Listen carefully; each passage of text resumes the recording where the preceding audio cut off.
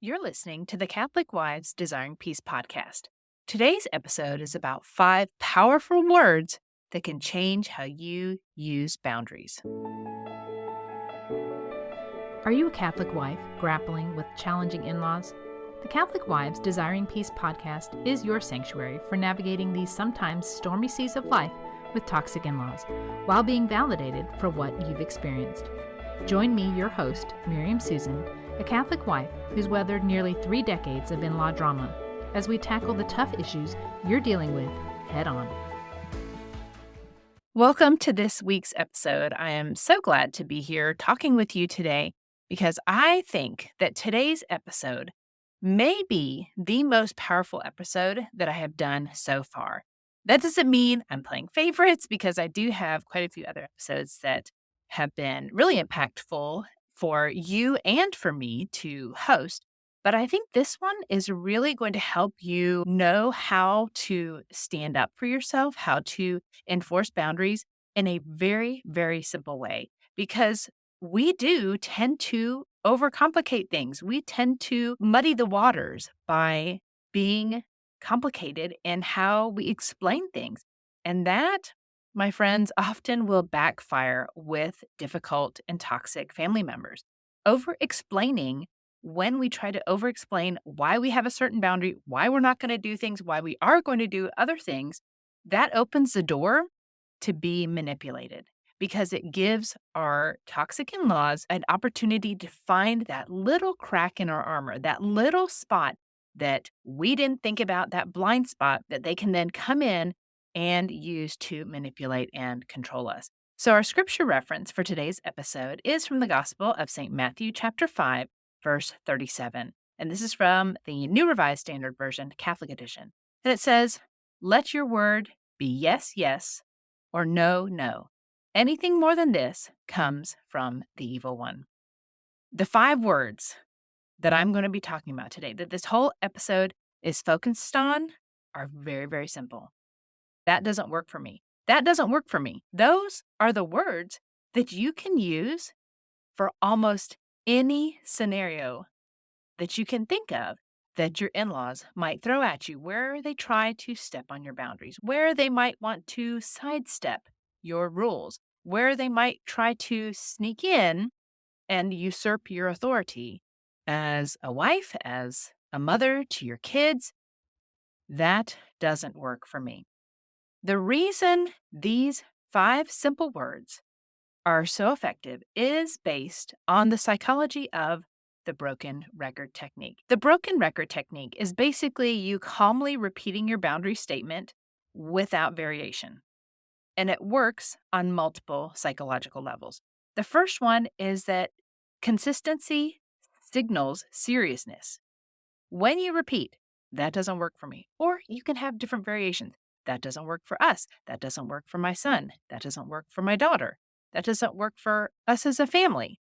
When you repeat that phrase without elaboration, without changing it, it demonstrates to anybody, not just your toxic in-laws, but anybody else, that your boundary is not negotiable.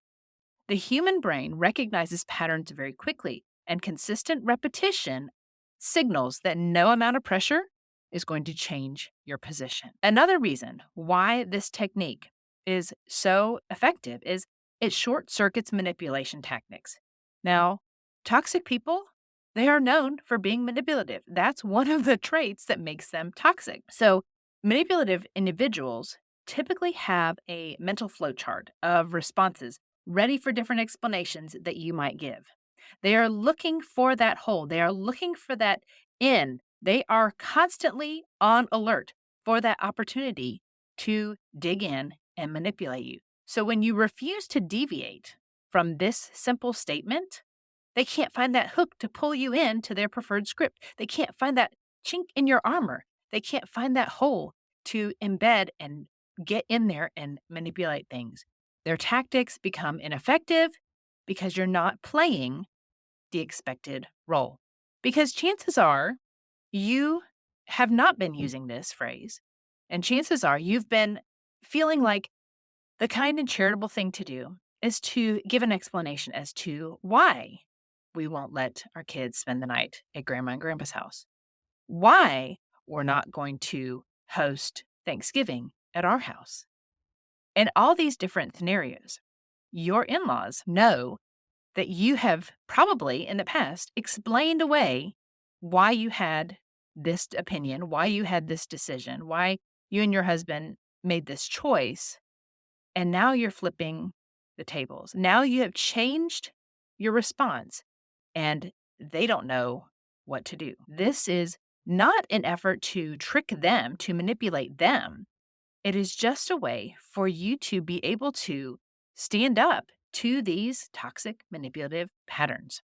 This broken record technique also prevents emotional escalation of conversation. Each new explanation or justification that you offer when you over explain, when you justify things, it becomes fresh ammunition for debate. By limiting yourself to the same 5 words, you're avoiding introducing new emotional content that could be twisted or used to redirect the conversation. How many times have you been in the situation where your in laws are pushing and pushing and pushing, and you are constantly trying to give justification, and it's exhausting? And at some point, they twist it and they turn it around on you being the bad guy. Yeah, that doesn't happen as much. It can still possibly happen because toxic people are toxic people. They do toxic things, they are manipulative. But if you keep using, that doesn't work for me, then you're not allowing them to redirect the conversation. And if they do, you can always come back to that doesn't work for me. Yeah, that doesn't work for our family. Nope, that doesn't work for us. You might be tempted to say, I'm sorry that doesn't work for us. I will give you a pass on the first few times when you do that because I know it's very easy to throw I'm sorry into it, but chances are that's not really truthful. And so I don't want you to say things that are not truthful, that are not true to how you actually feel. But in kindness and love, you can still say, yeah, that doesn't work for me. Try to avoid saying you're sorry if you're not really sorry. Also, the broken record conserves your mental energy. I can't tell you how big a deal this is for me. And it has always been with my toxic in laws because it is emotionally and mentally draining being around these kinds of personalities. Psychologically, defending your boundaries with complicated explanations, having to think on your toes, it's exhausting. And this simple phrase allows you to maintain your position without that mental and emotional drain that happens when you are constantly having to craft new responses under the pressure. And finally, the broken record technique works because it models healthy communication. Scripture teaches us about the value of straightforward speech.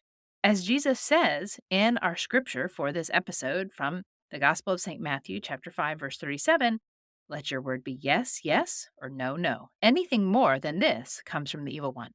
Now, this isn't just Jesus giving us spiritual advice, it's psychologically sound. Clear, consistent communication reduces anxiety for you and for those you are talking to, even when the boundary itself may initially cause some discomfort. Another reason why this short phrase works well is because it is respectful, yet it's firm. Period. It also avoids JADE. I don't know if you've heard of this phrase, JADE, JADE. It stands for justify, argue, defend, explain. That doesn't work for me. You're not justifying, you're not arguing, you're not defending, and you're not explaining. Super important when dealing with toxic and manipulative people to not fall into that pattern of trying to justify, argue, defend, and explain. It also centers on your needs or your family's needs or your child's needs, your marriage's needs, without attacking your in laws. Remember, we don't want to do anything with a malicious heart, with bitterness. We want to be able to stand up and enforce our boundaries without being ugly, while still being charitable. And this 5-word phrase does exactly that. So let me throw out some scenarios for examples of how this phrase can work in action. Let's say your in laws drop by for a surprise visit. You meet them at the door. Dropping by unannounced doesn't work for us. Please come back at another time. Now, obviously, that's more than 5 words because it would be in a conversation, but dropping by unannounced doesn't work for me. Dropping by unannounced doesn't work for us. What about if your in laws are criticizing your parenting? Commenting on my parenting style doesn't work for me. You can also still default to that doesn't work for me. Also, another scenario managing holidays, managing holiday expectations. Changing plans last minute doesn't work for our family. If your in laws decide all of a sudden, last minute, right before you walk into Mass, that they are changing Easter Sunday plans and now it's something different. Changing plans doesn't work for our family. We're just going to head home. Very simple. And then if you are attacked for taking some time to take care of yourself, staying up past 9 p.m. doesn't work for me. Let's say your in laws want to talk to your kids late in the evening, after or during their normal bedtime routine. Yeah, doing a phone call after 8 p.m. doesn't work for our family. You don't have to explain why. They probably know why because you've probably had to tell them this before. Having this short, concise, emotionless phrase can really help you in so many situations. Now, you might be saying, what if they push back? What if they say, but our family always, that doesn't work for our family. That doesn't work for me. If they try to make you feel selfish, I understand, but that doesn't work for me. So you can understand that they might see it as being selfish and still come back with, I understand, but that doesn't work for me. Their opinions as to whether you're being selfish or not are just that, opinions. You can know, you can do your own self reflection, you can do your own examination of conscience to find out, were you really being selfish or were you just protecting your time? Were you just protecting your family's time? That's not for somebody else to judge. If your in laws like to escalate things or get emotional, this is the perfect phrase to not get all worked up into their drama. Toxic people like to stir up drama and suck you into it, almost like a tornado. They are spinning and they're swirling and they're raging and they want to suck you in too. But this phrase, that doesn't work for me. That's not going to work for me. That can keep you from getting sucked in and escalating the situation and getting emotionally drawn in. Also, when you experience some pushback, you can very calmly say, that doesn't work for me. Oftentimes, this really gets under their skin. And it's not that you're saying this intentionally to get under their skin, but like I said, toxic people love drama. They are that swirling tornado of chaos. And they love it when they draw you in because then when you get emotionally charged, when you get worked up and you snap back, then they can turn around and say, see, why are you being so ugly to me? See, I told you she hates me. This phrase totally avoids that. You can calmly say, that doesn't work for me. I know it sounds crazy, but I really want you right now to say, that doesn't work for me. I tried this little exercise, something similar with my son when he was about maybe 3 years old. And he was scared to go into my bathroom to use the potty. And there was nothing scary about my bathroom. It was daylight, there's plenty of lights in there, but he was scared. And he came out to me. He said, Mommy, I'm scared. And I said, you can do it. I want you to go in there. But he refused. And he kept saying, but I'm scared. I'm scared. And the more he said, I'm scared, the more he was scared.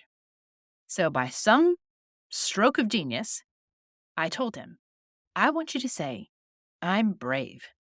And the first time he said it, he was not. He was not brave. He kind of said it in his little 3-year-old voice, I'm brave. Super quiet, no confidence in it at all. And I said, I want you to say it louder. Say, I'm brave. And the next time, he said it about the same as he did it the first time. So I encouraged him again, say it louder. Say, I'm brave. And he said it louder. And then we went back and forth. Say it louder. Say, I'm brave. I'm brave. I don't want to break your speakers or your earbuds if you're listening on your earbuds. But eventually I got him to yell, I'm brave. And guess what? He felt brave. He felt brave. He believed the power of his words. God used words to create the universe. And God created us in his image. We have power with our words. Now, obviously, we don't have the same power because we are not God. We are just created in his image. But there is power in our words. And so I do want you to practice saying, that doesn't work for me. That doesn't work for my daughter. That doesn't work for our family. And practice saying it so that when the time comes when you actually have to use it, you're not struggling through the files of your brain trying to figure out, well, what was that phrase? Well, what was I supposed to say? What did I hear on that podcast? You'll know. It will become this phrase that just automatically comes out. That doesn't work for me. I know it sounds crazy, but I encourage you to try it. It doesn't hurt anything to try it.